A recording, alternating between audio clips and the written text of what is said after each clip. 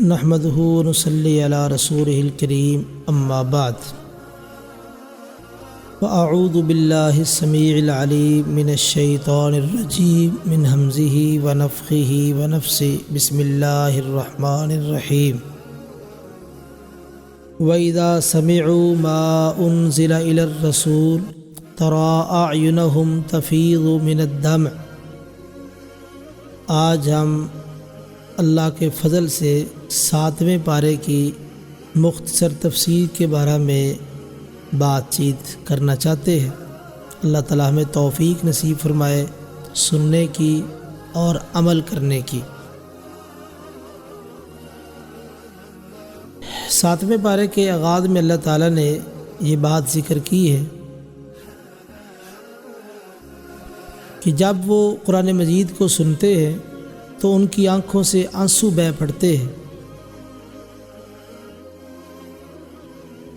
آنسوؤں کا نکلنا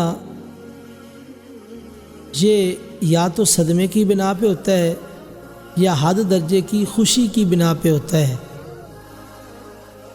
تو اللہ کا کلام سن کے یہ دونوں چیزیں ہو سکتی ہے، خوشی بھی کہ اللہ کا کلام ہمارے نام آیا ہے اس اعتبار سے، اور صدمہ بھی کہ جو اللہ کے احکام کے تقاضے ہیں ہم ان کو پوری طرح ادا نہیں کر رہے، اس اعتبار سے صدمہ بھی ہے۔ تو دونوں وجوہات کی بنا پہ انسان کی آنکھوں سے آنسو جاری ہو سکتے ہیں۔ اور یہاں پہ یہ نقطہ بھی ذہن میں رکھیے کہ خالی تلاوت سے آنسو جاری نہیں ہوتے، جب آپ تدبر کریں گے، قرآن مجید پہ غور و خوض ہوگا اور قرآن مجید کا گہرا فہم ہوگا، تب آپ کے آنسو نکلیں گے۔ تو اس لیے ہمیں چاہیے کہ ہم قرآن مجید کے بارے میں علم حاصل کریں اور اس کے بارے میں تدبر، غور و خوض حاصل کریں، تاکہ جب ہم قرآن مجید پڑھیں یا سنیں تو ہمارے اوپر اس کا باقاعدہ اثر ہو۔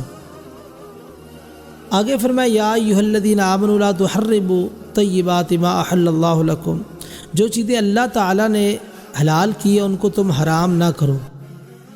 تو اس کے 3 طریقے ہو سکتے ہیں۔ آدمی کسی حلال چیز کے بارے میں عقیدہ رکھ لے کہ یہ حرام ہے تو یہ تو کفر ہے۔ اللہ نے اس چیز کو حلال کیا ہے، وہ عقیدہ رکھے کہ یہ حرام ہے تو یہ اس کا عقیدہ کفریہ ہے۔ اور اسی طرح زبان سے کہہ دے کہ میرے لیے حرام ہے، زبان سے کہہ دے کہ میرے لیے حرام ہے، تو یہ اس کا کہنا درست نہیں ہے، بلکہ بعض مفسرین نے کہا قسم کے زمرے میں ہے، اس کو اس کا کفارہ دینا پڑے گا۔ جیسا کہ کوئی آدمی کہے کہ ٹھنڈا پانی میں اپنے اوپر حرام کرتا ہوں، تو ایسی صورتحال میں اس کو کفارہ دینا پڑے گا۔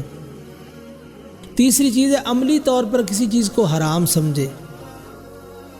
تو عملی طور پہ کسی چیز کو حرام سمجھنا، تو حرام سمجھنا درست نہیں ہے۔ کراہت کی وجہ سے کسی چیز کو استعمال نہ کرنا یہ جائز ہے۔ آپ ایک چیز کو ناپسند کرتے ہیں، جس طرح کہ ذب نبی کریم صلی اللہ علیہ وسلم کی دسترخوان پہ کھایا گیا، فرمایا میں پسند نہیں کرتا کیونکہ میری قوم کے علاقے میں نہیں ہوتا، تو آپ نے اس کو ناپسند جانا۔ اسی طرح آپ نے کچا پیاز پسند نہیں کیا، تو کراہت کی وجہ سے چیز کو چھوڑنا جائز ہے۔ عملی طور پہ کسی چیز کو حرام سمجھنا یہ بھی درست نہیں ہے۔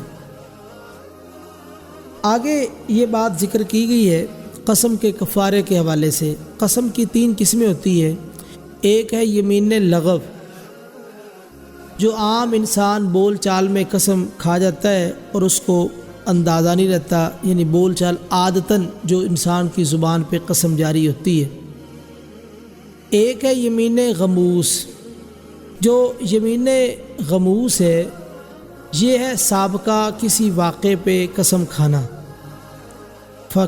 ایسے ہوا، اس طرح ہوا، یہ ہوا، تو غمس کا معنی ہوتا ہے ڈبونا۔ تو یہ سابقہ دور میں اس کا طریقہ اور بھی تھا کہ 2 لوگ آپس میں معاہدہ کر لیتے کہ ہم آپس میں ایک ہے، تو یہ بھی ایک صورت ہے یمین غموس کی۔ تیسری قسم ہے یمین منعقدہ۔ یمین منعقدہ کہ آئندہ میں ایسا کام کروں گا۔ دیکھو یمین غموس پہ کفارہ نہیں ہے، لغو پہ کفارہ نہیں ہے، یہ منعقدہ آئندہ میں ایسا کروں گا، ایسا نہیں کروں گا، اس پر کفارہ ہے۔ اور کفارہ کیا ہے؟ فکفارۃ اطعام 10 مساکین، 10 مسکینوں کو کھانا کھلانا، ما تطعمون، جو تم کھانا کھلاتے ہو، من اوسط ما تطعمون اہلیکم، و کسوتہم، یا کپڑے پہنانا، او تحریر رقبہ، یا گردن کو آزاد کرانا۔ دیکھو یا ادنا سے اعلیٰ کی طرف، پہلے کھانا کھلانا، پھر کپڑے پہنانا، پھر گردن آزاد کرانا، یعنی ادنا سے اعلیٰ کی طرف رجوع کیا گیا ہے۔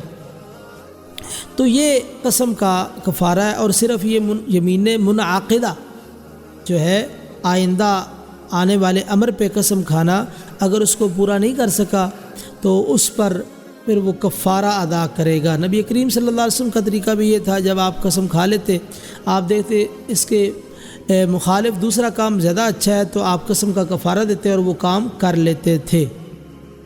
آگے اللہ تعالیٰ نے شراب کی حرمت کا ذکر کیا ہے، فرمایا یا ایھا الذین آمنوا انما الخمر والمیسر والانصاب۔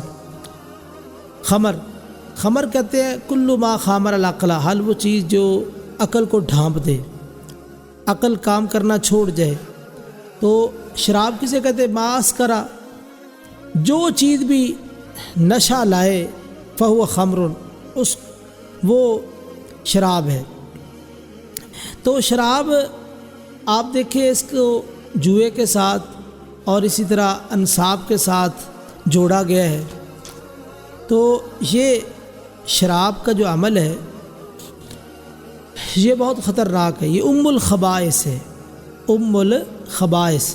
انصاب کہتے ہیں جہاں جانور ذبح کیے جاتے ہیں، ازلام یہ جو تیر قسمت آزمائی کے لیے لوگوں نے تیر رکھے ہوتے ہیں، اس پہ افعل یہ کام کر، لا تفعل یہ کام نہ کر، قسمت آزمائی کرنا، تو ان کو بھی شراب کے ساتھ ذکر کیا گیا۔ یعنی جوا، انصاب، ازلام، ان کو بھی، جوا جس میں ہار جیت ہو اور لمحوں کے اندر جو ہے کوئی آدمی مالدار بن جاتا ہے اور کوئی آدمی کنگال ہو جاتا ہے، تو ان کے بارے میں کہا رجسن، یہ ساری گندی چیزیں ہیں، نہایت گندی چیزیں ہیں، لہذا کیا کرو، فاجتنبوہ، ان سے جو نا بچ جاؤ۔ جنبن پہلو کو کہتے ہیں، جس طرح دریا کے 2 پارٹ ہوتے ہیں، ہر ایک کو جنبن، یہ بھی جنبن ہے، یہ بھی جنبن، درمیان میں دریا بہہ رہا ہے، تو جس طرح یہ پارٹ آپس میں نہیں مل سکتے، اس طرح تم ان تمام چیزوں کے قریب نہ جانا بلکہ دور رہنا ہے۔ تو یہاں پر شراب کی جو حرمت کے حوالے سے یہ تدریجاً اس کو حرام کیا گیا۔ پہلے کہا کہ اسمہما اکبر من نفعہما، اس کا جو گناہ نقصانات ہے نفع سے زیادہ ہے۔ پھر کہا نماز کی حالت میں تم نشے کی حالت میں نماز کے قریب نہ ہو، اور اس کے بعد مستقل ہے، یعنی تدریجاً اس کو حرام کیا گیا۔ دائی کے لیے اسوہ ہے کہ دائی اپنے سامعین کو ایک تدریج کے ساتھ مسئلہ سمجھائے اور ایک تدریج کے ساتھ ان کو دین سنائے۔ یہ نہیں کہ ایک ہی مجلس میں ان کو پکا سچا مسلمان ہی بنا دے، نہیں، تدریج ضروری ہے۔ آپ اس تدریج کو ملوز خاطر رکھیں گے تو آپ کے سامعین آپ کی بات سنیں گے اور عمل بھی کریں گے۔ اگر آپ تدریج سے ہٹ جائیں گے تو عمومی طور پہ اس میں پریشانی ہوتی ہے۔ اسی طرح کہا عمل شیطان، یہ شیطان کا عمل ہے، یہ شیطان کا عمل ہے، شیطان اس عمل کے ذریعے سے بہت فتنے فساد پھیلاتا ہے، اس لیے تم اس سے بچ جاؤ۔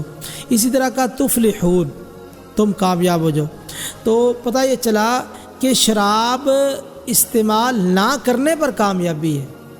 اگر شراب چھوڑ دو گے کامیاب ہو جاؤ گے، شراب نہیں چھوڑو گے ناکامی اور نامرادی تمہارا مقدر بنی رہے گی۔ اسی طرح فرمایا کہ شیطان تمہارے اندر عداوت اور بغضاء یہ واقع اور داخل کرنا چاہتا ہے۔ تو بغضاء اور بغض 2 لفظ ہے۔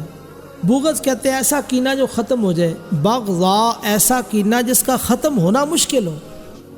بغضاء اور بغض میں فرق یہ ہے، بغض ایسا کینہ جو ختم ہو جائے اور بغضاء جو ختم ہی نہ ہو، ختم ہونا اس کا بہت مشکل ہو۔ اور اسی طرح یہاں پر شراب اور نماز کو اکٹھا بیان کیا گیا، عہد میں نماز اور شراب کو اکٹھا بیان کیا گیا ہے۔ تو اس میں حکمت یہ ہے، مفسرین نے ذکر کیا کہ شراب ام الخبائث ہے اور نماز یہ ام الطاعات ہے، وہ خبیث چیزوں کی ماں ہے، یہ جتنی بھی اطاعات ہے ان کا مرکز نماز ہے، تو اس لیے ان دونوں کو ملا دیا گیا ہے۔ اور شراب کس طرح ام الخبائث ہے، امام ابن ابی دنیا رحمہ اللہ بہت بڑے محدث گزرے ہیں، انہوں نے ایک موقوف روایت ذکر کی ہے اپنی کتاب میں۔ ایک عابد تھا، بہت عبادت کرتا تھا، ایک فحشہ عورت نے اس کی طرف پیغام بھیجا کہ گواہی کی ضرورت ہے، آپ تشریف لائیے۔ یہ عابد چلا گیا، جب اس کے پاس پہنچا تو اس نے دروازہ وغیرہ بند کر لیا، تو اس کو کہا گواہی کی تو کوئی بات نہیں تھی، یہ 3 گناہ ہیں، آپ کسی ایک کو اختیار کر لیں۔ کون سے گناہ ہیں؟ یا تو آپ میرے ساتھ بدکاری کریں، یا آپ یہ بچہ اس کو قتل کریں، یا شراب پی لیں، 3 کاموں میں سے کوئی ایک کام کر لیں۔ اگر نہیں کرو گے تو ظاہر بات عورتوں کے پاس ہتھیار ہوتا ہے، میں شور مچا دوں گی، یہ کر دوں گی، وہ کر دوں گی۔ تو خیر اس عابد نے یہ سوچا کہ سب سے ہلکا کام شراب پینا ہے، چلو میں یہ کر لیتا ہوں۔ خیر اس نے شراب پی لی، اس کے بعد اس سے قتل بھی ہو گیا اور اسی طرح اس نے بدکاری بھی کر لی۔ تو یہ شراب ام الخبائث کہ شراب کی وجہ سے وہ باقی جو نا کام بھی کر گزرا، تو اس سے پتہ چلا کہ یہ بہت ہی خطرناک چیز ہے۔ آگے اللہ تعالیٰ فرماتے ہیں لیس علی الذین آمنوا وعملوا الصالحات جناح فیما طعموا اذا ما اتقوا وآمنوا وعملوا الصالحات ثم اتقوا وآمنوا ثم اتقوا واحسنوا۔ ایک ہی آیت میں اللہ تعالیٰ نے 3 مرتبہ تقوی کا ذکر کیا ہے، ایک ہی آیت میں تقوی کا 3 مرتبہ ذکر کیا ہے، جس سے یہ بات معلوم ہوتی ہے کہ تقوی جو ہے یہ ایک ایسی بنیادی چیز ہے کہ اگر انسان اس کو اختیار کر لے تو یہ تمام خبیث چیزوں سے بچ جائے گا۔ تقوی کے حوالے سے میں کچھ تفصیل میں جانا چاہتا ہوں، آپ کے سامنے کچھ چیزیں رکھنا چاہتا ہوں، کچھ پہلے ہی باتیں آ چکی ہے۔ قرآن مجید میں اللہ تعالیٰ فرماتے ہیں وَلَقَدْ وَصَّيْنَا الَّذِينَ أُوتُوا الْكِتَابَ مِن قَبْلِكُمْ وَإِيَّاكُمْ أَنِ اتَّقُوا اللَّهَ۔ اللہ فرماتے ہیں ہم نے تاکیدی طور پہ حکم دیا پہلے لوگوں کو بھی اور آپ کو بھی، کس بات کا؟ أَنِ اتَّقُوا اللَّهَ، کہ تم اللہ سے ڈرو، تقوی اختیار کرو۔ بعض مفسرین نے تقوی کی 7 صورتیں ذکر کی ہے۔ تقوی کی 7 صورتیں ہیں۔ نمبر 1 کفر و شرک سے بچنا، نمبر 2 بد مذہبی سے بچنا، بد مذہبی انسان اپنے مذہب کو خراب کر بیٹھے اور مذہب کے اندر نئی نئی چیزیں رسم و رواج کو داخل کر دینا، بد مذہبی سے بچنا، اور اسی طرح کبیرہ گناہ سے بچنا، صغیرہ گناہ پہ اصرار سے بچنا، بار بار صغیرہ گناہ کرنا، اور اسی طرح شبہات سے بچنا، خواہشات سے، نفسانی خواہشات سے بچنا، اور اسی طرح اللہ سے دور کرنے والی چیزوں سے بچنا۔ یہ 7 قسمیں بعض مفسرین نے تقوی کی ذکر کی ہے جو میں نے آپ کے سامنے بیان کر دی ہے۔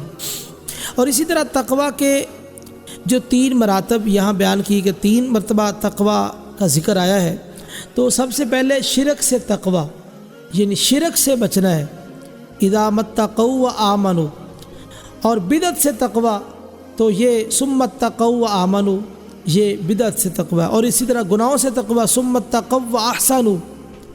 تو یہ الگ الگ جو 3 مرتبہ جو ذکر کیا گیا، پہلے سے مراد شرک سے بچنا ہے تقوی، اور بدعت سے تقوی دوسرے مقام پہ، اور تیسرے مقام پہ گناہوں سے تقوی ہے۔ اور اسی طرح قرآن مجید میں جو تقوی کا لفظ استعمال ہوا ہے، اس کا اطلاق 3 چیزوں پر ہے۔ ایک تو خوف الہی پر، وَإِيَّايَ فَاتَّقُونَ آیا، اور اسی طرح دوسرا ہے اطاعت الہی۔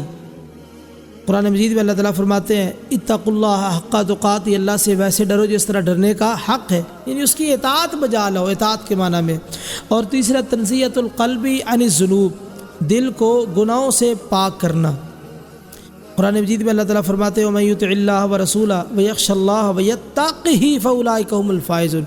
جو آدمی اللہ کی اطاعت کرے، رسول اللہ صلی اللہ علیہ وسلم کی اطاعت کرے، اور وَيَخْشَ اللَّهَ، اللہ سے ڈرے، خشیت اس کے دل میں ہو، وَيَتَّقِهِ، اور تقوی اختیار کرے، یعنی ظاہری اور باطنی طور پہ اس میں اللہ کا ڈر موجود ہو، تو یہی لوگ ہی کامیاب ہیں۔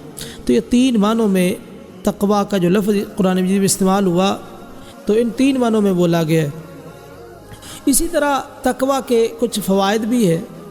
اللہ تعالیٰ نے متقین کی تعریف کی ہے، فرمایا وَإِن تَصْبِرُوا تَتَّقُوا فَإِنَّ ذَلِكَ مِنْ عَزْمِ الْأُمُورِ، اگر تم تقوی اختیار کرو اور اگر تم صبر کرو اور تقوی اختیار کرو تو یہ جو پختہ کاموں میں سے ہے۔ اور اسی طرح دشمنوں سے حفاظت ہے، دشمنوں سے بندہ محفوظ ہو جاتا ہے۔ تقوی کا دوسرا فائدہ وَإِن تَصْبِرُوا وَتَتَّقُوا لَا يَضُرُّكُمْ كَيْدُهُمْ شَيْئًا، دشمن کے مکر و فریب آپ کو کچھ نقصان نہیں پہنچا سکتے اگر آپ کے اندر تقوی موجود ہے۔ اسی طرح اللہ کی نصرت اور مدد آپ کے ساتھ ہے۔ ان اللہ مع الذین اتقوا والذین هم محسنون، تقوی اختیار کرنے والوں کے ساتھ اللہ کی معیت ہے، جن کے ساتھ اللہ ہے، اللہ کی نصرت مدد رحمت بھی ان کے ساتھ ہے۔ اسی طرح تنگی سے نجات ہے، اور اسی طرح رزق کا بندوبست، تنگی سے نجات اور رزق کا بندوبست۔ قرآن مجید میں اللہ تعالیٰ فرماتے ہیں وَمَن يَتَّقِ اللَّهَ يَجْعَل لَّهُ مَخْرَجًا وَيَرْزُقْهُ مِنْ حَيْثُ لَا يَحْتَسِبُ، جو آدمی اللہ سے ڈر جائے تو اللہ تعالیٰ ہر مصیبت سے نکلنے کا راستہ اور اس کو وہاں سے رزق دیتے ہیں جہاں سے اس کا وہم و گمان بھی نہیں ہوتا۔ اور اسی طرح اعمال کی اصلاح، یا ایھا الذین آمنوا اتقوا اللہ وقولوا قولا سدیدا یصلح لکم اعمالکم، اور اس سے اگلا چھٹے نمبر پہ فائدہ یہ ہے کہ وَيَغْفِرْ لَكُمْ ذُنُوبَكُمْ، اللہ تمہارے گناہ بھی معاف کر دے گا، تقوی کی بنیاد پہ تمہارے گناہ معاف ہو جائیں گے۔ اور اسی طرح 7ویں نمبر پہ اللہ تعالیٰ متقین سے محبت کرتے ہیں، ان اللہ یحب المتقین۔ 8ویں نمبر پہ اعمال کی قبولیت تقوی کی بنیاد پہ ہے، انما یتقبل اللہ من المتقین۔ اسی طرح موت کے وقت بشارت ہے، الذین آمنوا وکانوا یتقون لہم البشریٰ فی الحیاۃ الدنیا، ان کے لیے دنیا کی زندگی میں بھی خوشخبری ہے۔ اور اسی طرح جہنم سے آزادی ہے، اللہ فرماتے ہیں وَإِن مِّنكُمْ إِلَّا وَارِدُهَا كَانَ عَلَىٰ رَبِّكَ حَتْمًا مَّقْضِيًّا، تم میں سے ہر ایک نے جہنم پہ وارد ہونا ہے۔ ثُمَّ نُنَجِّي الَّذِينَ اتَّقَوْا، پھر ہم تقوی اختیار کرنے والوں کو اس جہنم سے نجات دیں گے۔ یعنی ہر کسی نے جہنم کو دیکھنا ہے، وارد ہونا ہے، پیش ہونا ہے، پھر اس سے متقین کو اللہ تعالیٰ نجات دیں گے۔ اور اسی طرح جنت کی بشارت ہے اعدت للمتقین، جنت تیار ہی متقین کے لیے کی گئی ہے۔ اور اسی طرح 12واں فائدہ یہ ہے ان اکرمکم عند اللہ اتقاکم، اللہ تعالیٰ کے عزت والا شرف والا وہی ہے جس کے اندر تقوی زیادہ ہے۔ تو تقوی کے حوالے سے کچھ باتیں آپ کے سامنے گوش گزار کی ہے، تقوی کے فوائد و مراتب، اور اسی طرح تقوی کے بارے میں یعنی حصول تقوی اور اسی طرح بقائے تقوی اور حق تقوی، اس حوالے سے بات پیچھے گزر چکی ہے۔ آگے اللہ تعالیٰ فرماتے جعل اللہ الکعبہ قیام للناس، اللہ نے کعبہ کو قیام للناس بنایا ہے۔ تو یہ کعبہ جو ہے یہ لوگوں کے لیے دینی اور دنیاوی اس میں مسلطیں ہیں۔ دینی مسلط کیا ہے؟ وہاں حج عمرے کے لیے جایا جاتا ہے، بڑی مبارک جگہ ہے، وہاں ایک نماز پڑھ لیں، عام مسجدوں میں 1,00,000 نماز سے بہتر ہے۔ اسی طرح ابراہیم علیہ السلام کے وہ آثارات ہیں، مقام ابراہیم ہے، تو یہ ساری چیزیں دینی اعتبار سے بھی بہت ہی فائدہ ہے، اور دنیاوی اعتبار سے بھی وہاں کاروبار ہے، اور قربانی کے جانور یہ ایک بہت وسیع و عریض کاروبار ہے، حج کے موقع پہ کاروبار ہے۔ تو قیام للناس لوگوں کے دینی اور دنیاوی مسلطیں اور فوائد اور حکمتیں اس میں اللہ تعالیٰ نے رکھ دی ہے۔ آگے فرمایا یا ایھا الذین آمنوا لا تسألوا عن اشیاء ان تبد لکم تسؤکم، اے ایمان والو ایسے سوال نہ کرو اگر تم سے تمہارے لیے وہ چیزیں ظاہر کر دی جائیں تو تمہیں بہت بری لگے۔ تو بعض لوگ کی عادت ہوتی ہے وہ سوال کرتے وقت بال کی کھال اتار دیتے ہیں۔ ابراہیم نخعی علیہ الرحمہ، ان سے سوال کیا کہ ابلیس کی بیوی کا نام کیا ہے، ابلیس کی بیوی کا نام کیا ہے، ان سے سوال کیا گیا۔ فرمانے لگے کہ میں اس کے نکاح میں حاضر نہیں تھا، میں اس کے نکاح میں موجود نہیں تھا۔ اسی طرح کئی لوگ پوچھتے آدم علیہ السلام کا نکاح کس نے پڑھایا، تو عجیب عجیب سوال کرتے۔ دیکھو جن سوالوں کی ضرورت نہیں ہے وہ سوال کرنا بے فائدہ ہے، سوال وہ کرو جس کی ضرورت ہے، تو اس لیے بے جا سوال نہیں کرنے چاہیے۔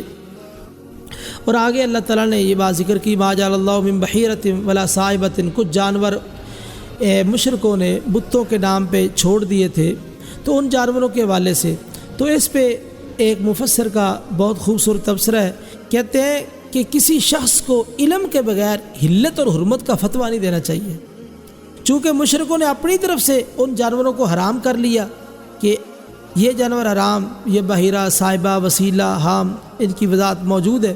تو کسی شخص کو حلت اور حرمت کے بارے میں بغیر علم کے فتویٰ نہیں دینا چاہیے۔ اور اسی طرح یہاں پہ یہ بات بھی ذکر کی گئی کہ مشرکوں کو جب کہا جاتا ہے تم تعالوا الی ما انزل اللہ و الی الرسول، جو اللہ اور اس کے رسول نے اتارا اس کی طرف آ جاؤ، تو آگے سے کیا کہتے ہیں؟ حسبنا ما وجدنا علی آبانا، جس پر ہم نے اپنے آبا کو پایا ہمارے لیے وہ کافی ہے۔ دیکھو بھئی، مشرک تقلید کرتا ہے، مشرک تقلید کرتا ہے، تقلید کی وجہ سے مشرک وہ اپنے شرک پہ جمع رہتا ہے۔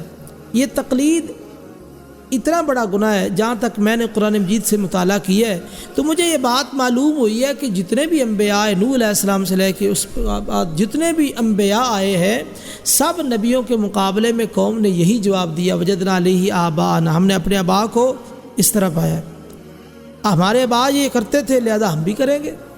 تو اس لیے یہ بہت بڑی خرابی ہے، بہت بڑی خرابی ہے کہ تقلید آج بھی امت مسلمہ کو تقلید نے تباہ کر دی ہے، تقلید نے برباد کر کے رکھ دی ہے۔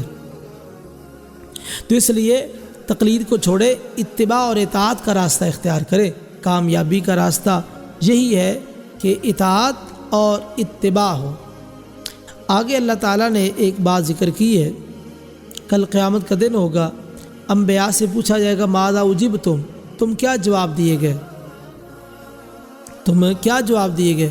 تو وہ کہیں گے یا اللہ ہمیں تو کوئی علم نہیں، ہمیں کوئی علم نہیں ہے۔ تو پتہ یہ چلا قیامت کی جو ہولناکی ہے، ہولناکی اتنی ہے کہ انبیاء سے پوچھا جائے گا تمہیں کیا جواب دیا گیا، دنیا کے اندر قوموں نے کیا جواب دیا۔ تو جب پوچھا جائے گا تو قیامت کی ہولناکی کی وجہ سے ان کو وہ سارا بھول ہی جائے گا۔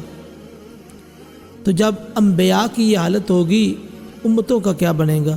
پھر امتوں کو لایا جائے گا، ان سے پوچھا جائے گا یہ نبی تمہارے پاس آئے تھے، وہ صاف انکار کر دیں گے۔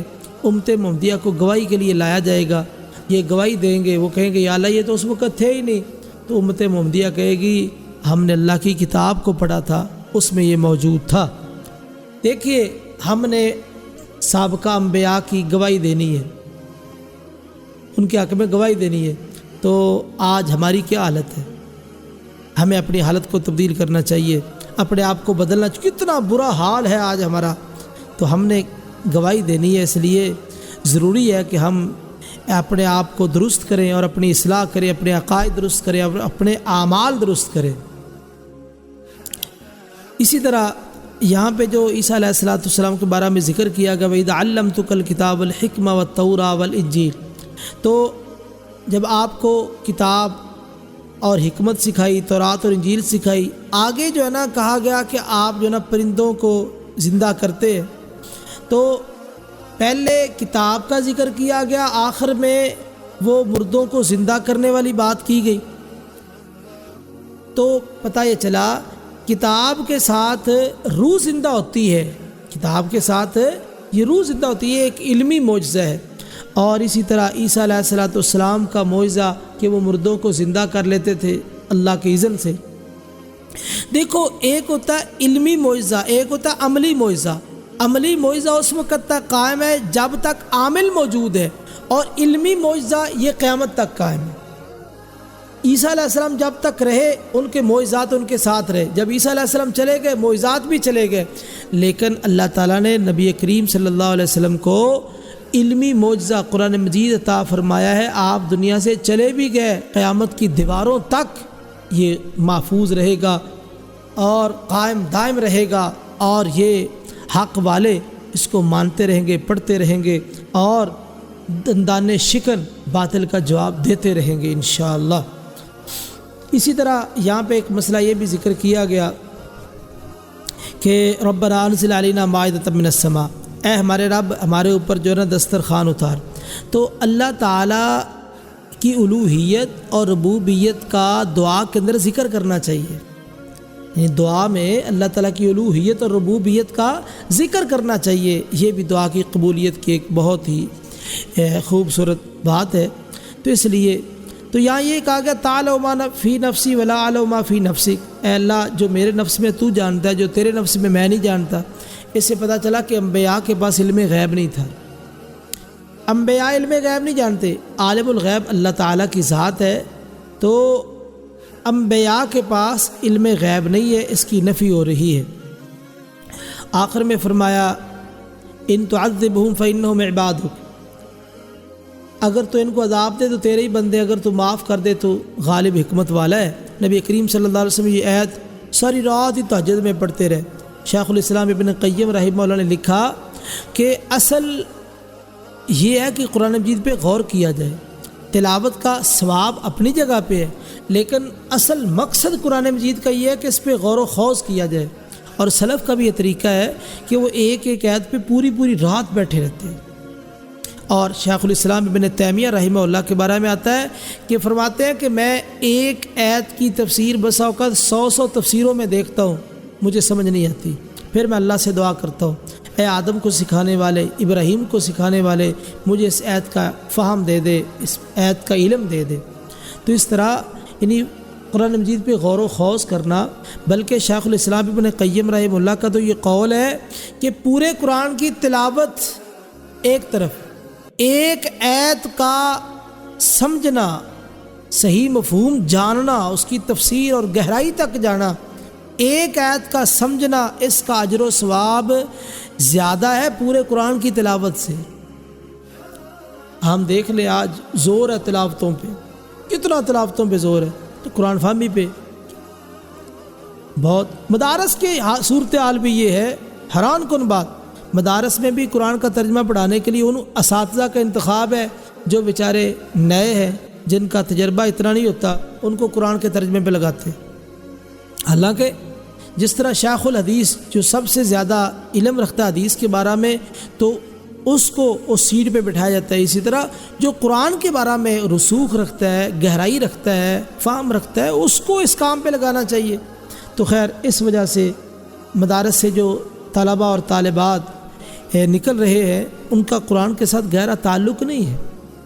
تو قرآن کے ساتھ جو تعلق ہے یہ انسان کو بلندیوں پہ پہنچاتا ہے۔ اللہ تعالیٰ ہماری اصلاح فرمائے۔ اسی طرح فرمایا یوم ینفع الصادقین صدقہم، اللہ تعالیٰ اس دن سچوں کو ان کی سچائی، قیامت والے دن سچوں کو ان کی سچائی فائدہ دے گی۔ ابن قیم رحمہ اللہ فرماتے ہیں صدق سے مراد یہاں توحید ہے، جن کے پاس توحید ہے، توحید کی برکت سے وہ نجات پا جائیں گے، اور جن کے پاس توحید نہیں ہے، یعنی اس سے یہ پتہ چلا کہ توحید والا شخص ہی اس دنیا میں سچا شخص ہے۔ جس کے پاس توحید ہے وہی دنیا کے اندر سچا شخص ہے، باقی سب جھوٹے ہیں، سب جھوٹ بولنے والے ہیں۔ جو سچا ہے وہ توحید والا ہے۔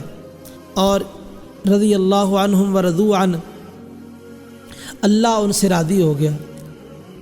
ابو سعید خدری رضی اللہ تعالیٰ عنہ بیان کرتے ہیں، صحیح مسلم کی حدیث ہے، نبی کریم صلی اللہ علیہ وسلم نے فرمایا کہ جب جنتی جنت میں چلے جائیں گے تو اللہ تعالیٰ ان کو بلائیں گے اور بلا کے یہ کہیں گے کہ میرے جنتیوں کسی چیز کی ضرورت ہے، تو اس وقت اللہ تعالیٰ کہیں گے یا اللہ سب کچھ موجود ہے، فرما احل علیکم رضوانی فلا اسخط علیکم ابدا، میں آج کے بعد تمہارے اوپر اپنی رضامندی کو حلال کرتا ہوں، میں کبھی ناراض نہیں ہوں گا۔ یعنی یہ رضامندی جنت میں جا کے جنتیوں کو جو نصیب ہوگی، احل علیکم رضوانی، میں تم پہ راضی ہو گیا، جنتیوں کو جنت میں ملے گی، صحابہ کو دنیا میں ہی رضامندی نصیب ہوگی، رضی اللہ، اللہ ان سے راضی ہو گیا۔ یہ صحابہ کا باقی امتیوں پہ یہ اعزاز ہے، صحابہ کے لیے دنیا میں اعلان ہو گیا رضی اللہ، اور باقی امتوں کے لیے، امت کے لیے یہ جنت کے اندر جو ہے رضامندی کا اعلان ہوگا۔ تو خیر صحابہ بھی اس میں شامل ہوں گے، لیکن صحابہ کے لیے بالخصوص دنیا میں یہ اعلان ہو چکا ہے۔ اور اسی طرح جو صحابہ کے منہج پر چلنے والے ہیں وہ بھی اس رضامندی میں شریک ہے، ورضوا عنہ، اور وہ بھی اپنے رب سے راضی ہے۔ دنیا میں نیک اعمال کی جو توفیق کا مل جانا، مومن خوش ہوتا ہے، یا اللہ تیرا بڑا شکر ہے تو نے مجھے نیک اعمال کی توفیق دی ہے۔ تو یہ دنیا کے اندر مومن کا رب پہ راضی ہونا، یعنی اللہ نیک اعمال کی توفیق دیتے ہیں۔ دوسری بات، جو کل قیامت والدن اجر و ثواب ملے گا، اس اجر و ثواب کی بنا پہ مومن مزید اللہ سے راضی ہو جائیں گے۔ خیر تو یہ تھا سورہ مائدہ کے حوالے سے۔ آگے سورہ انعام شروع ہو رہی ہے۔ سورہ انعام کا آغاز اللہ تعالیٰ نے بہت خوبصورتی کے ساتھ فرمایا، الحمدللہ الذی خلق السماوات والارض وجعل الظلمات والنور۔ دیکھو سب تعریفیں اس اللہ کے لیے جس نے زمین و آسمان کو پیدا کیا اور اندھیرے بنائے، روشنی بنائی۔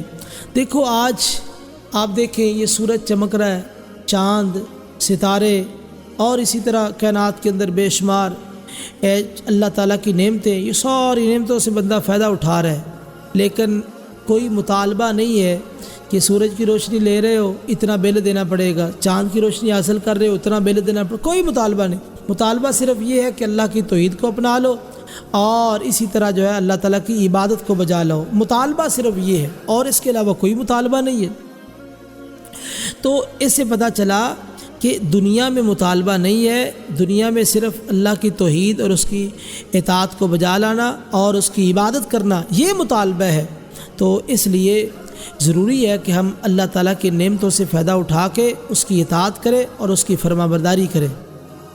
دیکھو بھئی ہمارے یہاں لوگ ظاہر پہ بڑا غور و خوض کرتے ہیں، یہ ظاہر، لیکن حقیقت میں انسان کو باطن پہ غور کرنا چاہیے۔ دیکھو اللہ تعالیٰ نے کتنے انعامات کیے ہیں، ان پہ غور و خوض تو کرے۔ اس اللہ نے یہ سارے انعامات آج دنیا کے اندر ہم دیکھتے ہیں کہ بلا وجہ کوئی کسی کو فائدہ نہیں پہنچاتا۔ اللہ نے اتنی نعمتیں عطا کی، آخر اس کا کوئی مقصد ہے۔ مقصد کیا ہے؟ ہم اللہ کی اطاعت کریں، اس کی توحید کو اپنائیں اور پھر اس کی عبادت کو بجا لائیں، یہ ایک بہت بڑا مقصد ہے۔ اور آگے فرمایا وَهُوَ الَّذِي خَلَقَكُم مِّن طِينٍ، اللہ نے تمہیں مٹی سے پیدا کیا ہے۔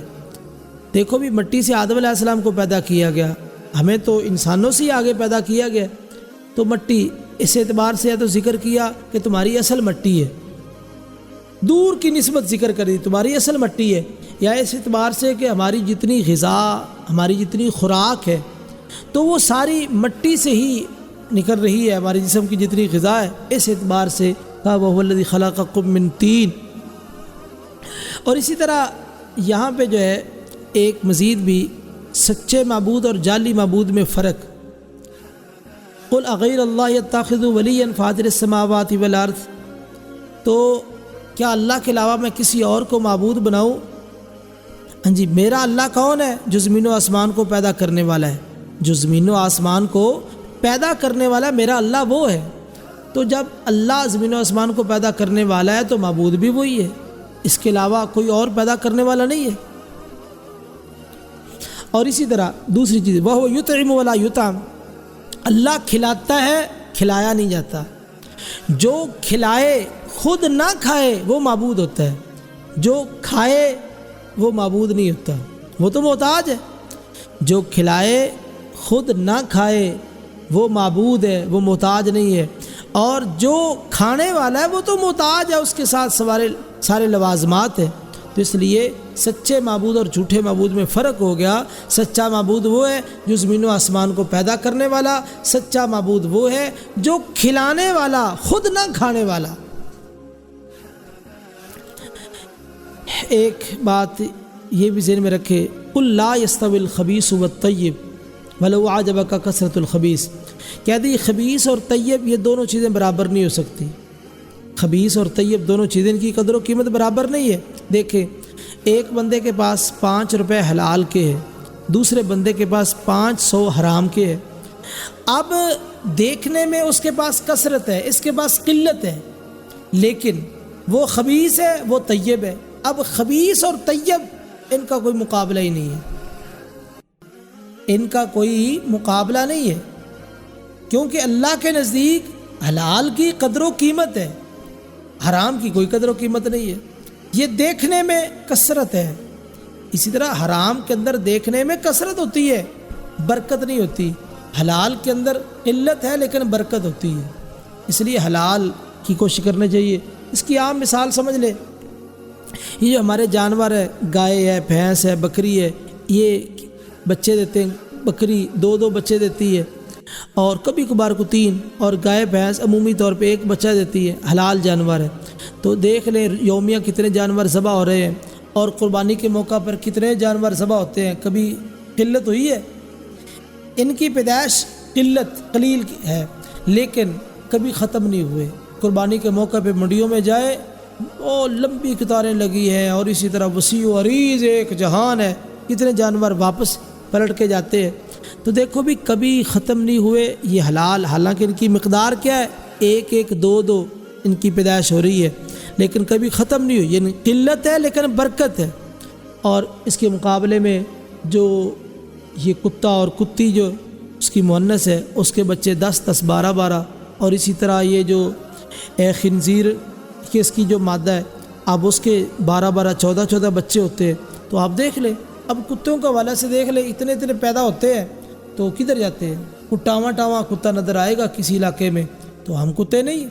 یعنی کثرت ہے، دیکھنے میں کثرت ہے لیکن برکت نہیں ہے۔ کوئی ٹرک کے نیچے آیا تو مر گیا، کوئی نالی میں گرا تو مر گیا، کوئی کسی طرح، یعنی کثرت ہے، برکت نہیں، برکت سے خالی ہے۔ اسی طرح جو خبیث چیز ہے، حرام ہے، تو وہ کثرت ضرور ہے لیکن برکت سے خالی ہے۔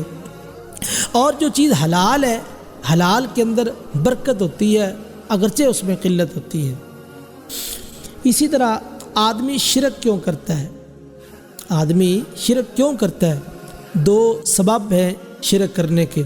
ایک ہے جلب منفعت، نفع حاصل کرنے کے لیے، ودفع مضرت، اور نقصان دور کرنے کے لیے۔ یہ آدمی کا شرک کرنے کے 2 سبب ہیں، یعنی 2 سببوں کی بنا پہ نفع حاصل کرے، نقصان کو دور کرے۔ تو یاد رکھیے، مشرک اصل میں جلد باز ہوتا ہے، اس کی نظر ہوتی ہے صرف ظاہر پہ، لیکن اللہ تعالیٰ نے یہ مسئلہ حل کیا، وَإِن يَمْسَسْكَ اللَّهُ بِضُرٍّ فَلَا كَاشِفَ لَهُ إِلَّا هُوَ۔ اگر آپ کو کوئی تکلیف پہنچے تو یاد رکھیے اس تکلیف کو اللہ کے سوا کھولنے والا کوئی نہیں ہے، اللہ کے سوا اس مصیبت کو دور کرنے والا کوئی نہیں ہے۔ پتہ یہ چلا کہ جب مصیبتیں اللہ دور کرتا ہے، تکلیفیں اللہ دور کرتا ہے، تو وہ تکلیفیں دور کرتا ہے، نفع وہی دیتا ہے، تو اس لیے پھر اسی کے سامنے سر جھکایا جائے۔ مشرک کو اسی سے غلطی ہوتی ہے۔ اور اسی طرح یہاں پہ ایک اور بھی نقطہ سمجھنے والا ہے، یہ جو لوگ درباروں مزاروں پہ جاتے ہیں، وہاں سے اولاد مانگتے ہیں، رزق مانگتے ہیں، بسوں کا دن کو اولاد مل جاتی ہے، رزق مل جاتا ہے، وہ دوسروں کو تلقین بھی کرتے ہیں، پوچھتے ہیں ہاں آپ کے ہاں اولاد نہیں ہو رہی تھی، کہاں گئے؟ فلاں دربار پہ گئے تھے، آپ چلے، ایک مرتبہ جانا پڑے گا۔ تو اس طرح کی باتیں ہمارے معاشرے میں خیر چلتی رہتی ہے۔ تو اس حوالے سے یہ بات ذہن میں رکھیے کہ مشرک کوئی آدمی جب اللہ کا در چھوڑ کے غیر کے در پہ جاتا ہے تو وہاں سے اولاد مانگتا ہے، رزق مانگتا ہے، تو اللہ تعالیٰ ہی اس کو دیتے ہیں، لیکن ہوتا کیا ہے، اللہ تعالیٰ اس بندے سے ایمان چھین لیتے ہیں اور اس کو جو اس کی مطلوبہ چیز ہے وہ دے دیتے ہیں۔ دیتے اللہ ہی ہے، اللہ اسے قیمتی چیز لے کے غیر قیمتی چیز دے دیتے ہیں۔ یہ ایسے ہی ہے جس طرح گھر میں کوئی مہمان آ جائیں، وہ بچوں کو پیسے دیتے ہیں 1000 1000 500، تو ماں باپ کیا کرتے ہیں، بیٹا یہ 10 روپے لے لو، یہ نوٹ مجھے دے دو۔ اب دیکھو بھی بچوں کو تو نہیں پتہ، بچوں کو تو انس ہے 10 روپے سے 20 روپے سے، بیٹا یہ لے لو، وہ نوٹ مجھے دے دو۔ اب قیمتی چیز ماں باپ لے رہے ہیں اور وہ مناسب قیمت جو ان کو جو 10 روپے 20 روپے دے رہے ہیں۔ اس طرح اللہ تعالیٰ جو ایمان سب سے قیمتی چیز ہے روئے زمین پر، وہ اللہ لے لیتے ہیں اور ان کو وقت ان کی جو چیز ہے جو ضرورت ہے ان کو وہ دے دیتے ہیں۔ تو اس طرح ان کو بھی اللہ ہی دیتے ہیں، دربار والے نہیں دیتے، دیتے اللہ ہے، لیکن اللہ ایمان چھین لیتے ہیں، وہ چیز دے دیتے، جاؤ دھدکار دیتے اپنے دربار سے۔ جی اسی طرح ایک مسئلہ یہ، وَهُوَ الَّذِي يَتَوَفَّاكُمْ بِاللَّيْلِ وَيَعْلَمُ مَا جَرَحْتُمْ بِالنَّهَارِ، وہ تمہیں رات کو فوت کرتا ہے اور جانتا ہے جو تم دن کو جرحتم عمل کرتے ہو۔ جرح ان کا معنی تو زخم ہوتا ہے۔ تو دیکھو جس طرح زخم انسان کو تکلیف پہنچاتا ہے، اس طرح جو انسان کے اعمال ہیں یہ بھی زخموں کی مانند ہوتے ہیں، یہ بھی معاشرے کو برباد کر کے رکھ دیتے ہیں۔ اس لیے انسان کو اچھے اعمال، اچھا کردار پیش کرنا چاہیے تاکہ معاشرے میں امن اور سکون پیدا ہو، برے اعمال پیش نہیں کرنے چاہیے، اس سے معاشرہ تباہ اور برباد ہو جائے۔ اسی طرح اللہ تعالیٰ نے دعا کا اصول بتایا، قُلْ مَن يُنَجِّيكُم مِّن ظُلُمَاتِ الْبَرِّ وَالْبَحْرِ تَدْعُونَهُ تَضَرُّعًا وَخُفْيًا إِنَّهُ لَا يُحِبُّ الْمُعْتَدِينَ۔ دعا میں 3 چیزیں ہونی چاہیے۔ نمبر 1 عاجزی اور انکساری، گڑ گڑانا اللہ کے سامنے عاجزی اور انکساری ہونی چاہیے، اور اسی طرح ایک تنہائی خفیہ تنہائی ہونی چاہیے، اور اسی طرح ہر بات پہ اللہ کا شکر ادا کرنا چاہیے۔ یعنی 3 دعا کے اندر بنیادی چیزیں ہیں، عاجزی اور انکساری، تنہائی، اور بات پہ اللہ تعالیٰ کا شکر ادا کرنا۔ نتیجہ کیا نکلے گا؟ آپ جو بھی اللہ سے مانگیں گے اللہ آپ کو عطا کر دیں گے۔ اور مشرکوں کی ایک یہ چیز بھی بیان کی گئی، مشرک جو تھے، مشرک اللہ کو مانتے تھے، اللہ کی نہیں مانتے تھے، اللہ کو مانتے تھے، اللہ کی نہیں مانتے تھے۔ اسی طرح قرآن کو مانتے تھے، قرآن کی نہیں مانتے تھے، رسول کو مانتے تھے، رسول کی نہیں مانتے تھے۔ اور آج مسلمانوں کی بھی یہی حالت ہے، مسلمانوں کو بھی یہی حالت ہے، یہ بھی اللہ کو مانتے، اللہ کی نہیں مانتے، رسول کو مانتے، رسول کی نہیں مانتے، قرآن مانتے، قرآن کی نہیں مانتے۔ تو اس لیے اگر ان کو ماننا ہے تو پھر ان کی بات بھی ماننی پڑے گی۔ تو یہ اس حوالے سے بات رہی۔ اور اسی طرح دنیا کے اندر امن کی بات ہوتی ہے، بلکہ اس سے پہلے ابراہیم علیہ السلام کا ذکر ہے۔ ابراہیم علیہ السلام کے جو قوم تھی وہ 3 ان کے معبود تھے، عام طور پہ بت پرست بھی تھے، ستاروں کو بھی پوجتے تھے، چاند کو بھی، سورج کو بھی، اس وجہ سے وہ تینوں کا یکے بعد دیگر انہوں نے ذکر کیا ہے۔ تو یہ چیز اس حوالے سے۔ اور ایک بات ذہن میں رکھیے، فرمایا وَمَا الْحَيَاةُ الدُّنْيَا إِلَّا لَعِبٌ وَلَهْوٌ، دنیا کی جو زندگی ہے یہ کھیل اور تماشا ہے۔ لعب جو ہوتا ہے نا، اس کا تعلق ہوتا ہے ابدان کے ساتھ، جسموں کے ساتھ، بندہ خود کھیلتا ہے، کودتا ہے، یہ اس کا تعلق لعب۔ جو لہو ہوتا ہے نا، اس کا تعلق ہوتا ہے دل کے ساتھ، لہو کا تعلق دل کے ساتھ ہوتا ہے، اور لعب کا تعلق بدن، جسم کے ساتھ ہوتا ہے۔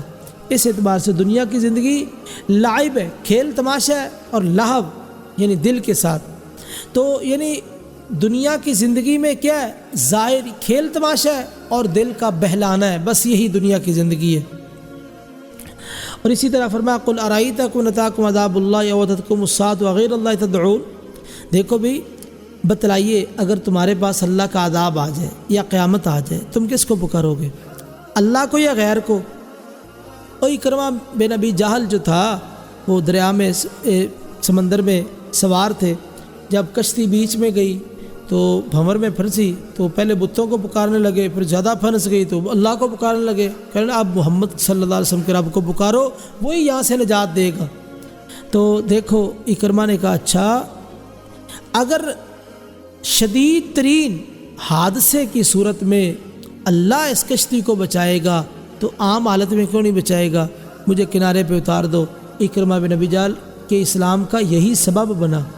تو دیکھو بھی جب مصیبت آ جائے یا قیامت آ جائے، اللہ کا عذاب آ جائے، اچانک ایسا مسئلہ بن جائے، تو اس وقت جب اللہ کو پکارا جاتا ہے تو عام حالت میں اللہ کو پکارنے کے بارے میں کیا رکاوٹ ہے؟ اس لیے اللہ تعالیٰ نے مسئلہ توحید کو سمجھایا ہے کہ یہ انسان کی فطرت ہے، انسان کی فطرت ہے، بہت مجبور جب انسان ہوتا ہے تو پھر اس کو پکارتا ہے جس کے علاوہ چارہ کار نہیں ہے، اور وہ اللہ کی ذات ہے۔ تو اس لیے جب اس وقت اللہ کو پکارا جاتا ہے تو عام حالت میں بھی اس اللہ کو ہی پکارا جائے۔ اسی طرح دنیا میں جو فرشتے ہیں ان کی 3 قسمیں ہیں۔ ایک ہے معقبات، ضرر سے بچانے والے، جو ہمارے پیچھے پیچھے ہمیں نقصان سے بچاتے ہیں، ضرر سے بچاتے ہیں۔ اور دوسری فرشتوں کی قسم ہے کرامن کاتبین، یہ جو اعمال نامے لکھنے والے فرشتے ہیں۔ اور اسی طرح تیسری قسم ہے توفت رسولنا، جو فوت کرتے ہیں ملک الموت اور ان کی جو ٹیم ہے، یہ فرشتوں کی یعنی 3 قسمیں ہیں۔ اور اسی طرح فرمایا قل هو القادر علی ان یبعث علیکم عذابا من فوقکم، اللہ اس بات پہ قادر ہے کہ تمہارے اوپر سے عذاب نازل کر دے۔ جس طرح اصحاب فیل جو ابراق لشکر لے کے آیا تھا، اللہ تعالیٰ نے وہ پرندے بھیجے، ان کے جو پاس کنکر تھے وہ کنکر مارتے تھے، اوپر سے عذاب، او من تحت ارجلکم، جس طرح فرعونیوں پہ پانی کے اندر ان کو غرق کر دیا گیا، قارون کو زمین میں دھنسا دیا گیا، نیچے سے عذاب آ گیا۔ یا اسی طرح تیسری صورت یہ ہوئی البسکم شیعا، یا اللہ تعالیٰ تمہیں جماعتوں میں تقسیم کر دے، گروہوں میں تقسیم کر دے۔ جس طرح کہ آپ یہود کو دیکھ لیں، عیسائیوں کو دیکھ لیں، کوئی ان کے گروہ بن گئے، آپس میں ان کی الجھنے، لڑائی جھگڑے، اور موجودہ دور میں مسلمانوں کو دیکھ لیں، یہ آپس میں الجھ رہے، او یلبسکم شیعا، یہ آپس میں اس طرح ٹکراتے رہیں گے اور الجھتے رہیں گے۔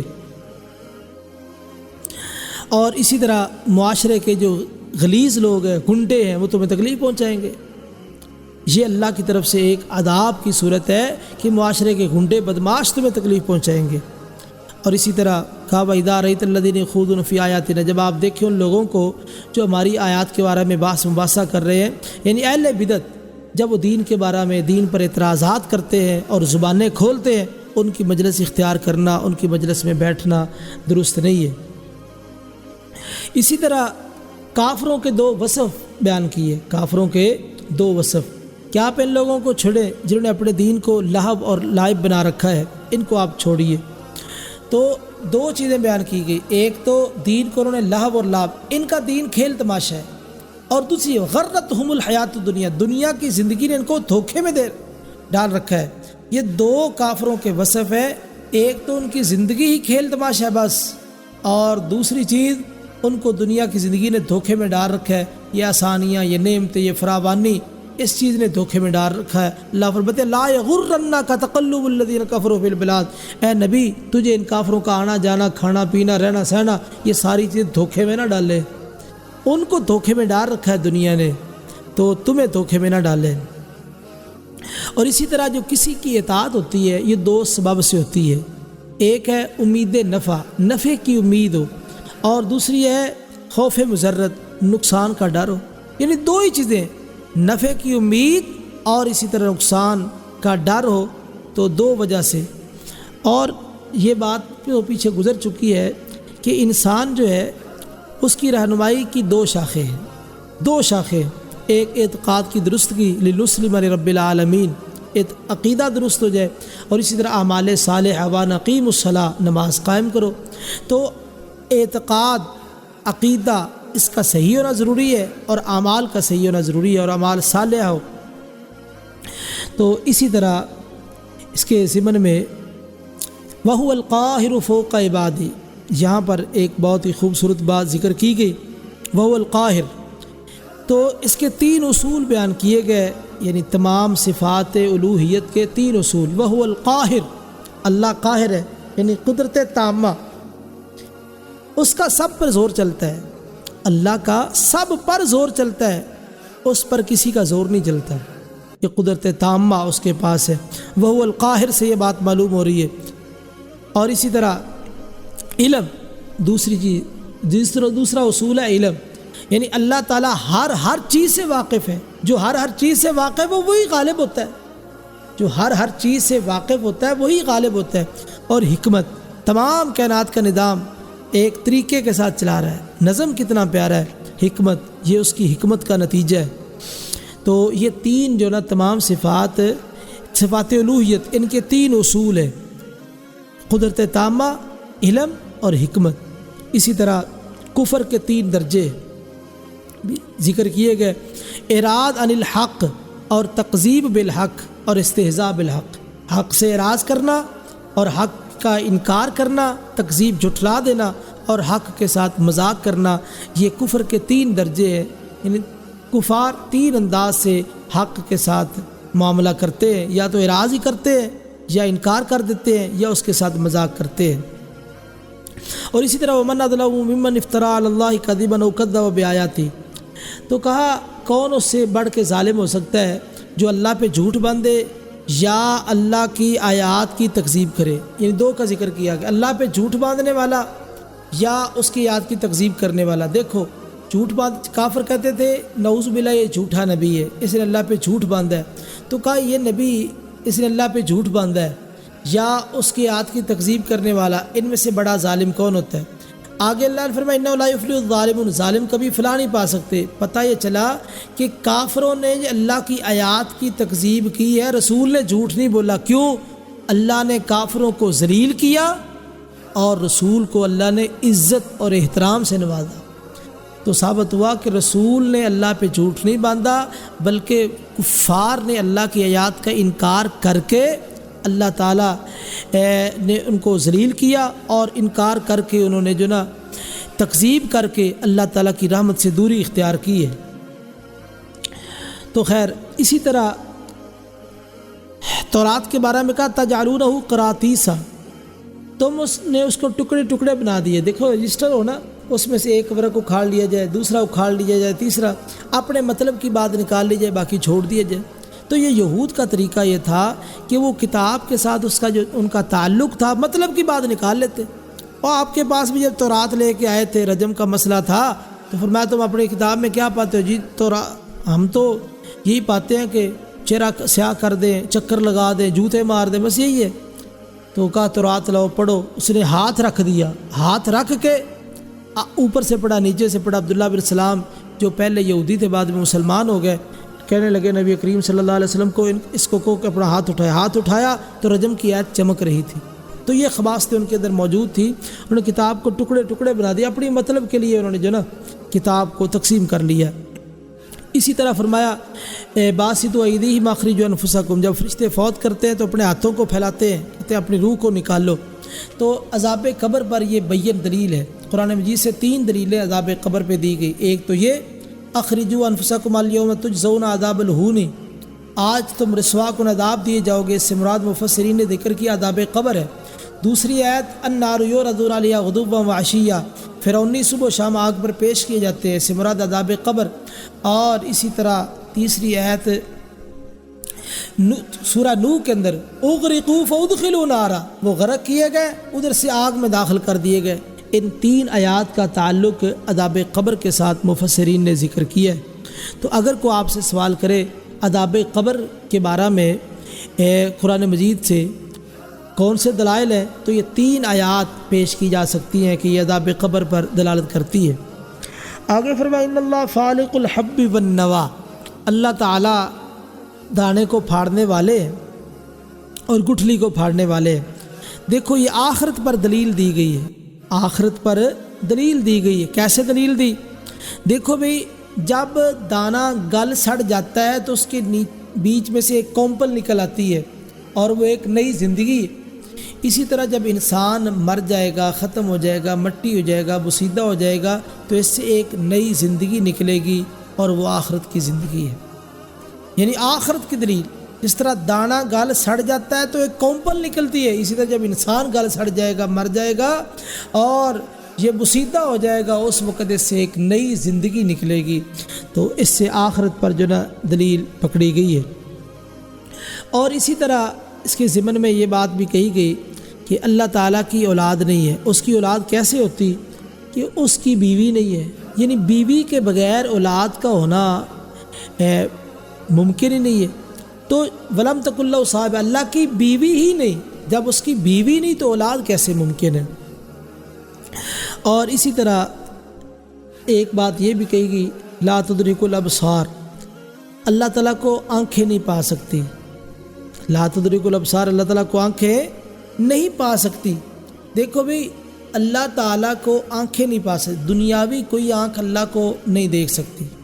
یہ نہیں کہا کہ اللہ کو دیکھا نہیں جا سکتا، یہ نہیں کہا، آنکھیں اس کو نہیں پا سکتی. یعنی دنیاوی جو آنکھیں یہ اس کو نہیں پا سکتی. موسیٰ علیہ السلام نے اللہ سے مطالبہ کیا، فرمایا موسیٰ تو مجھے نہیں دیکھ سکتا.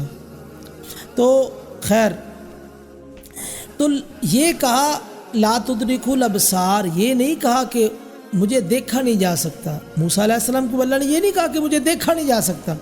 یعنی کل قیامت والے دن جنت کے اندر اللہ تعالیٰ کا دیدار ہوگا.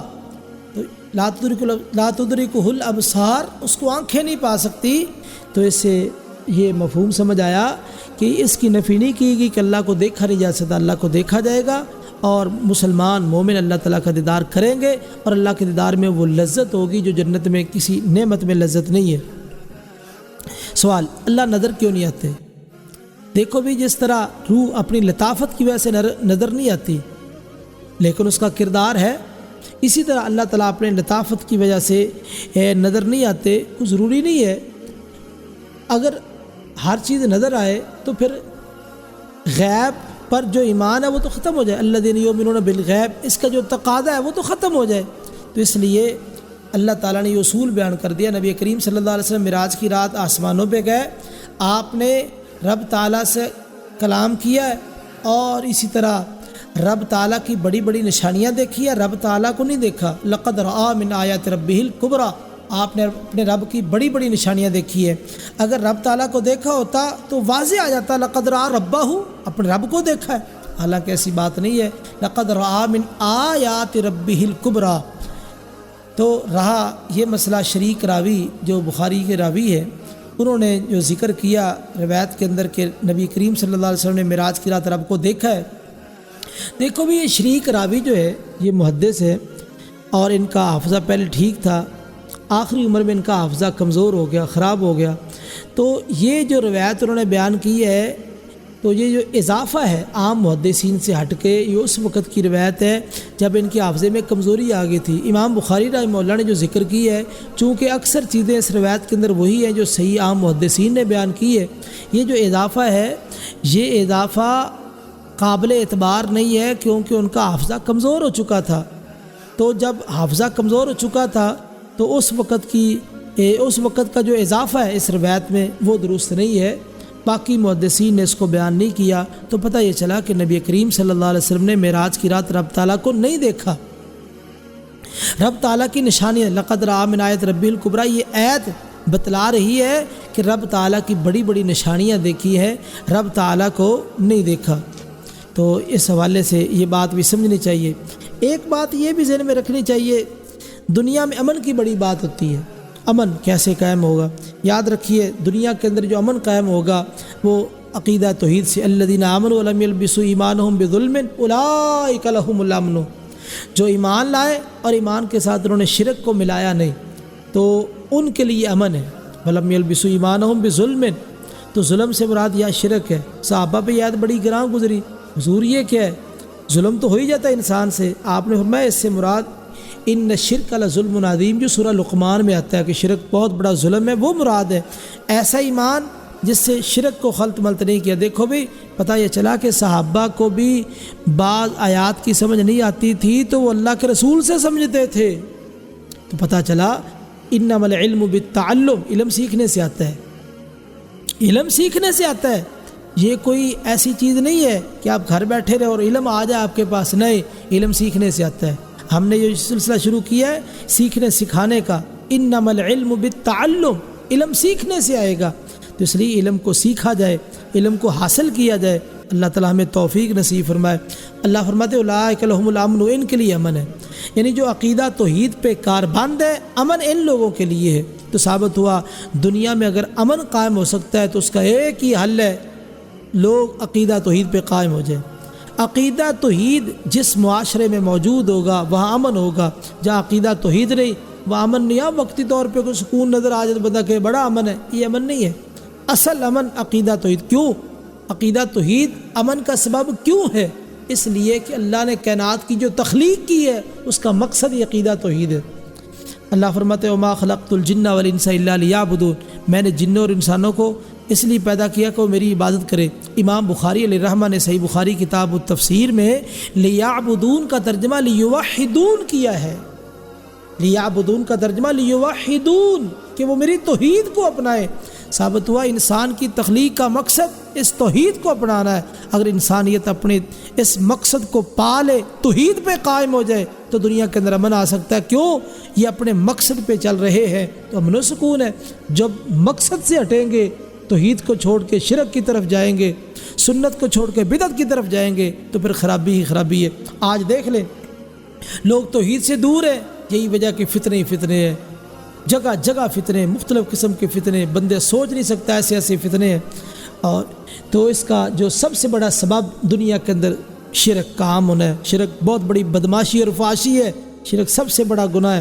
اللہ فرماتے ان اللہ لا یغفر ان یشرک بہ ویغفر ما دون ذلک لمن یشاء، اللہ تعالیٰ قیامت والے دن ہر گناہ معاف کر دیں گے لیکن شرک معاف نہیں ہوگا۔ فرمایا انہ من یشرک باللہ فقد حرم اللہ علیہ الجنہ، جو شرک لے کے رب کے دربار میں پہنچا تو اللہ نے اس پہ جنت کو حرام کر دیا۔